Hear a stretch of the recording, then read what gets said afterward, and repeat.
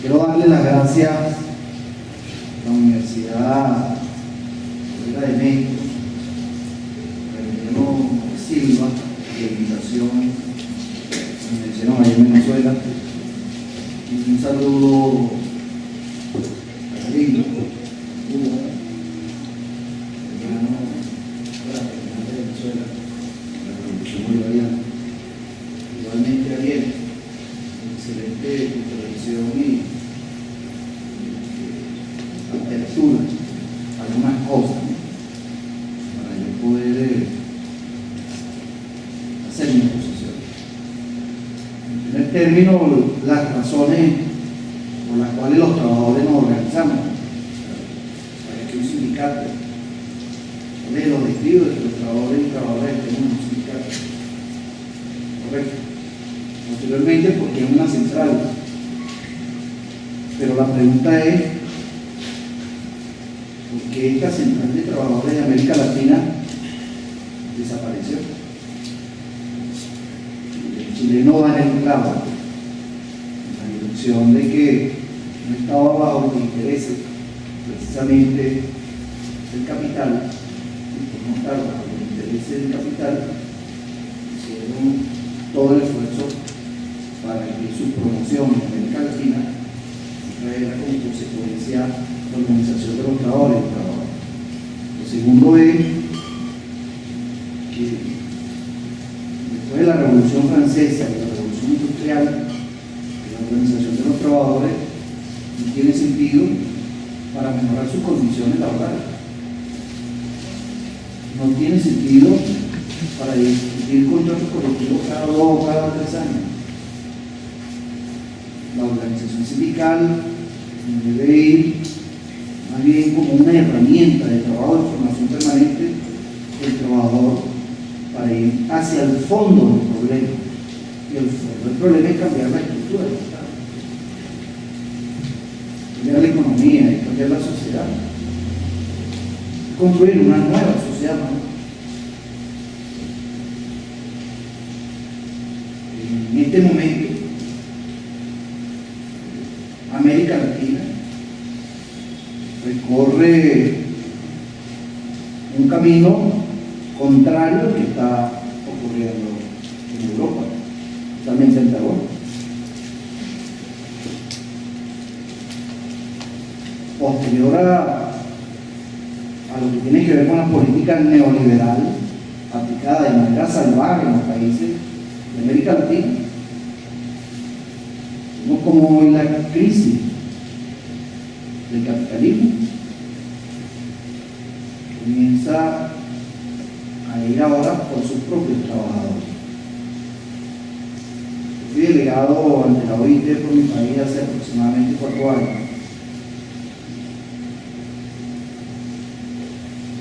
Y la receta del FMI, con todos los patronos que estaban allí en los gobiernos, era que la crisis del capital tenía que descansar sobre los hombros de los pueblos. Que ahora las manos invisibles del mercado iban a resolver todo. Y ahora los gobiernos, los cuales habían desmontado el concepto de nación, de patria, de soberanía, y que ese mercado no necesitaba ahora tener ejércitos ni organización. Bueno, en esa crisis ahora los gobiernos tenían que responder por todas las reglas. Los gobiernos tenían que resolverle el problema al capital. Revisando algunos de los documentos, nos tropezamos, como decía Ariel, en términos dialécticos con la historia, y al tropezarnos con nuestra historia para vernos en el futuro, yo en mi lectura me tropecé con el Congreso de Panamá, el Congreso Anfitriónico de Panamá. Es la integración de América Latina. Para nada nos sirve una confederación en América Latina de los trabajadores y trabajadoras si no nos vemos integrados más allá de lo sindical, más allá de lo reivindicativo. Y hoy, cuando vemos que el TLC hace desastres en Colombia, hoy cuando vemos que en Paraguay, en Chile, en México, van nuevamente hacia la privatización de la educación y de todos los servicios sociales. Vemos cómo dos referentes de América Latina, como son Fidel Castro y Hugo Chávez Frías, proponen el ALBA contra el ALCA, donde en algún momento la intervención de Hugo Chávez Frías expresa que vamos de cumbre en cumbre y los pueblos van de abismo en abismo.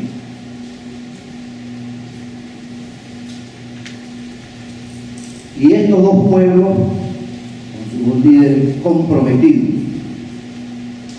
con enfrentar al imperialismo norteamericano y a su propuesta económica, se lanzan en una unidad que trae como consecuencia darse la mano en los problemas de carácter económico, en los problemas de carácter educativo y de carácter social. Y fuimos avanzando. Y luego Bolivia, posteriormente Ecuador, Brasil, Argentina. Y los únicos dos países que entraron en el TLC de Sudamérica fueron Perú y Colombia. Y hoy Colombia, hoy los productores colombianos están reclamando, a pesar de nosotros estar en el CAN y que Venezuela renunció al campo, que no se iba a someter a la primera entrada en el TLC. Hoy los campesinos colombianos, los productores, están proponiéndole a Venezuela, por cambio de energía, que es la propuesta que viene levantándose desde el alba. Los pueblos no se pueden integrar simple y llanamente con la visión única del mercado. La humanidad se tiene que ver más allá del mercado y se tiene que ver de manera integral en una orientación que traiga el conocimiento como consecuencia, que es intercambio. Mejor es lo que nos dejó, que no hemos tocado después de la Primera y Segunda Guerra Mundial, como un plan del imperio europeo y el imperio norteamericano. Y es que en América Latina, México tenía que producir una cosa, Panamá otra, Colombia otra, Venezuela otra, Argentina otra, no era integral. Y cuando entra en su crisis, desde los 5 tigres asiáticos, y comienza a llevarse todas sus transnacionales a la India, a Pakistán y a China, comienza el problema de la clase trabajadora en todos los países europeos y por supuesto en Norteamérica. Y arrastra definitivamente en su parque industrial, porque a todos los países nos vio como parque industrial. Venezuela solamente sirve para ellos, para producir petróleo y ya, para nada. Para tener infraestructura industrial y tecnológica, para producir nuestros propios alimentos y nuestra tecnología, para eso no servimos. No le servimos porque nos quiere y nos quiere mantener a todos nuestros pueblos subyugados por el gobierno. Entonces, allí ¿dónde está el papel entonces de la organización sindical? Aun cuando la organización sindical no es partido, lo correcto es que avance la organización sindical y eleve su conciencia, porque no puede haber transformación sin los trabajadores y trabajadoras. Es imposible. Hoy nosotros en Venezuela, la Central Bolivariana Socialista de Trabajadores, donde yo soy vicepresidente, además soy presidente del Sindicato Nacional de Fuerza Unitaria Magisterial. Nosotros somos 600.000 educadores de secundaria. Yo tengo 29 años de servicio. Soy profesor del área de química. Tengo licencia sindical y trabajo. No me fui de mi escuela, me quedé en mi escuela. Tengo 4 años.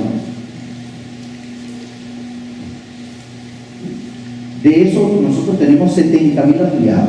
Y hay otras organizaciones sindicales, socialdemócratas, número de 8, pero ellos nos reúnen más trabajadores que nosotros. Hoy la Central Bolivariana Socialista de Trabajadores, están los campesinos, están los pescadores, somos todos los trabajadores mayoritarios de Venezuela. Creemos que después de ir al ALBA, que no nos dejaban estar en Mercosur, logramos entrar en Mercosur, estamos creando la CELAC. Creemos que el espacio idóneo para todos nosotros es la CELAC. Y desde allí, con la historia de la Central de Trabajadores de América Latina, con las experiencias, Lázaro Peña y la Escuela de Formación de Trabajadores de Cuba, ese pueblo noble, el orgullo de todos los latinoamericanos, que podemos avanzar, pero necesitamos buscar el espacio para reunir. Yo creo que ustedes están comenzando con un pie aquí en este espacio. Creo que debemos tomarlo como patrimonio, los trabajadores de América Latina, pero dar el salto.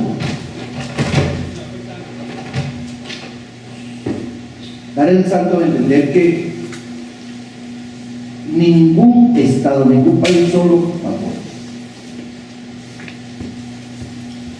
Lo que está ocurriendo aquí hoy, yo tengo la obligación de decir, porque soy secretario mundial de la física,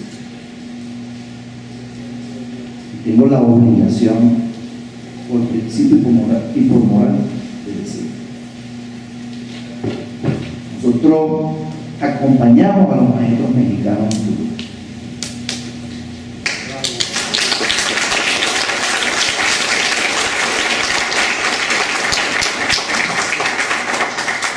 Vamos a Bélgica, Bruselas, entre el 27 al 29 de octubre. Y yo tengo la responsabilidad de informar lo que viene sucediendo en Colombia, en Paraguay, en Chile, México. Y voy a tener la obligación de denunciar con un documento, por supuesto, después de tener la información precisa. Pero quisiera culminar con lo siguiente. Hoy América Latina es la esperanza del mundo. No solamente ya Cuba, ya no es Venezuela nada más, ahora está Bolivia.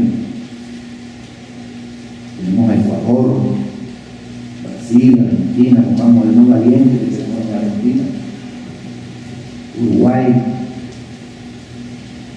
falta México. Estamos esperando el salto cualitativo de México. Si fue epicentro de la creación de la Central para América Latina, debe ser epicentro de integración también. Tenemos fe en ustedes y creemos que ustedes lo van a lograr. Creemos que está el caldo del cultivo para dar el salto cualitativo, pero eso solamente lo pueden hacer ustedes.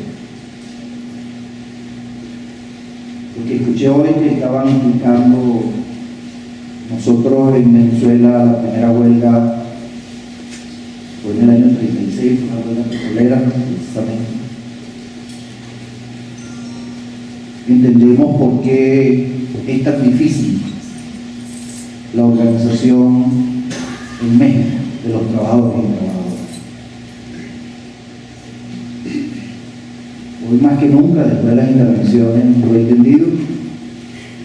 Cuando tú entras a México y vas a entregar tu documento de extranjero, lo primero que ves es a un funcionario con una Coca-Cola en el escritorio. Eso es lo primero que ves. Hay un libro, no tengo el autor, pero lo voy a ubicar: El papel de la CIA en los sindicatos. El papel de la CIA en los sindicatos. Y es necesario, ¿verdad?, que hagamos bastantes investigaciones, porque de repente, cuando la lucha se va profundizando, vemos algunos sectores, algunos directivos. A mí no me gusta llamar a la gente de los sindicatos dirigentes. Yo no me autodenomino dirigente, sino directivo sindical, para ser dirigente y que ganase. Vemos cómo comienzan a desmontar, no digamos que el conflicto, sino la trascendencia de ir al fondo del problema de los trabajadores y trabajadoras. En Venezuela, a pesar de tener un gobierno que apoya a los trabajadores, no quiere decir que no haya capitalismo salvaje, hay capitalismo salvaje. Y el ataque contra nuestro país en este instante es muy fuerte. No hemos logrado nosotros resolver el problema del acaparamiento y la inflación. No lo hemos logrado. Estamos haciendo todo el esfuerzo para hacerlo. Y el presidente Nicolás Maduro cuenta con la central del trabajador, cuenta con el pueblo cubano, cuenta con el pueblo boliviano, argentino, que nos están ayudando, con Uruguay, Ecuador y por supuesto con México. Creemos que lo que está pasando en Siria, que ya yo lo había denunciado en el Congreso de la OIT y de la FCM en Grecia, hace aproximadamente unos 2 o 3 años, el globo de ensayo que estaban haciendo con Libia, que iban por todo el resto. Y yo reclamaba a la delegación rusa y china que estaba allá en Grecia, que tenían que actuar, que tenían que montarse a confortar definitivamente a quien cree que es dueño del mundo, y lo he expresado públicamente. El Congreso norteamericano tomará la decisión de atacar a Siria, pasando por encima de todos los acuerdos internacionales, a pesar de haber sido derrotado en Irak y en Afganistán, porque ellos no salieron victoriosos, salieron derrotados. Yo creo que encuentros como estos nos ayudan, nos ponen en el marco de la historia, pero sobre todo debe ponernos a organizarnos con nuestra experiencia. A esos muchachos y muchachas que no solamente necesitan de la historia, como decía el Cámara, y también no solamente lo práctico, sino también lo teórico, para no cometernos errores. Creo que es el momento de América Latina y el carro de la historia está allí. No dejemos que pase el carro de la historia, montémonos en ese carro de la historia. Y yo quiero culminar con una palabra del presidente Hugo Chávez. El partido nunca debe pretender tomar la rienda del movimiento obrero. Usted debe ser